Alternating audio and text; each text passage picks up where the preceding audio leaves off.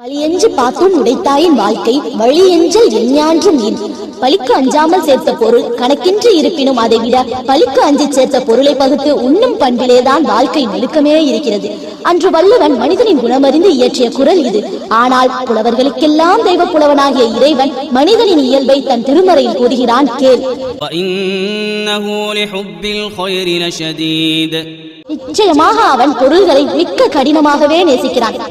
قل لو أنتم تملكون خزائن رحمة ربي